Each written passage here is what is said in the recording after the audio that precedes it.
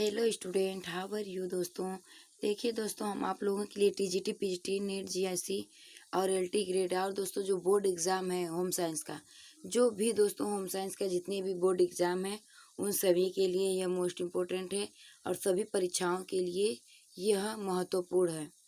इससे संबंधित सभी प्रश्न आते रहते हैं। तो दोस्तों आइए हम देखते हैं।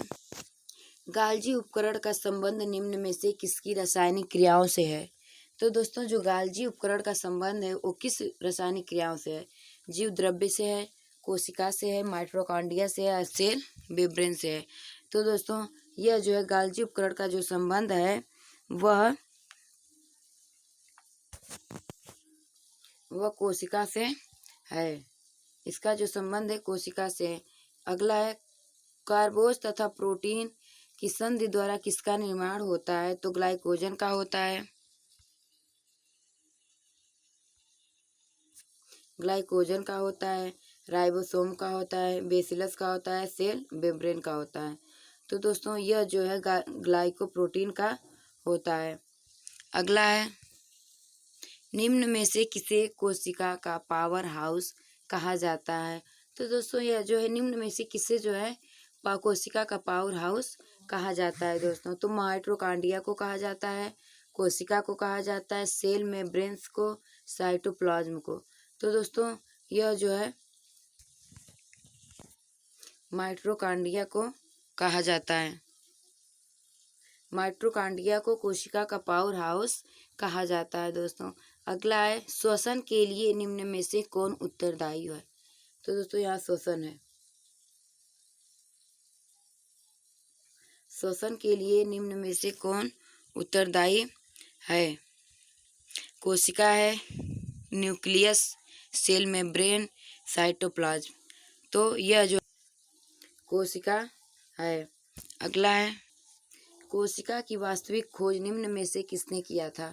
तो दोस्तों कोशिका की वास्तविक खोज जो है निम्न में से किस वैज्ञानिक ने किया है। विवेकानंद ने किया है, श्वान ने किया है, बी रॉबर्ट हुक ने किया है और एम स्वामीनाथन ने किया है। तो दोस्तों यह जो कोशिका की वास्तविक जो खोज है वह बी रॉबर्ट हुक ने किया है।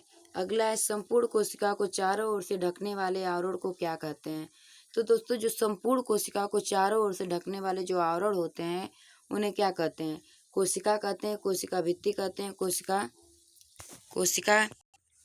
कोशिका आवरण कहते हैं, जीविसार कहते हैं। तो दोस्तों इन्हें जीविसार कहते हैं। अगला है कोशिका भित्ति के कार्य हैं। इसके द्वारा कोशिका के विकारों का निष्कासन होता है, बाहरी उत्तेजनाओं को ग्रहण करती है, पौष्टिक पदार्थों को ग्रहण कर इसके आवश्यक वस्तु का शोषण किया जाता है, उक्त सभी। तो दोस्तों यह जो है कोशिका के जो भित्ति के कार्य हैं वह उक्त सभी हैं। यानी कोशिका भित्ति के जो कार्य हैं इन सब का इसके द्वारा कोशिका के विकारों का निष्कासन भी होता है, बाहरी उत्तेजनाओं को ग्रहण करती है और पौष्टिक पदार्थों को ग्रहण कर इसकी आवश्यक वस्तु का शोषण भी करती है। अगला है पाचन क्रिया के अंतर्गत कार्बोहाइड्रेट का परिवर्तन निम्न में से किस में होता है। ग्लूकोज लैक्टोज में होता है, फ्रक्टोज सुक्रोज में होता है, माल्टोज में होता है और उपयुक्त सभी में होता है। तो दोस्तों यह जो है उपयुक्त सभी में होता है। अगला है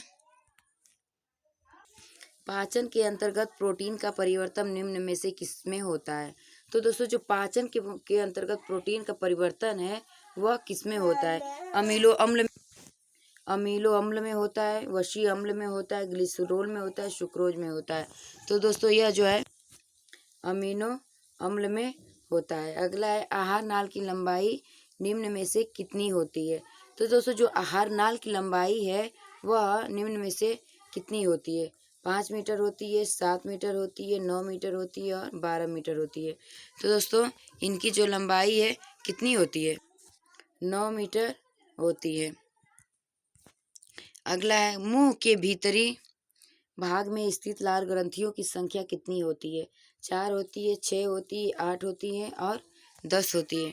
तो दोस्तों जो मुंह के भीतर भाग में स्थिर लाल ग्रंथियों की संख्या होती है वह 6 होती है। अगला है मुंह के 3 भागों में निम्न में से कौन शामिल नहीं है। अग्नाशय, दांत, जीभ, लार ग्रंथियाँ।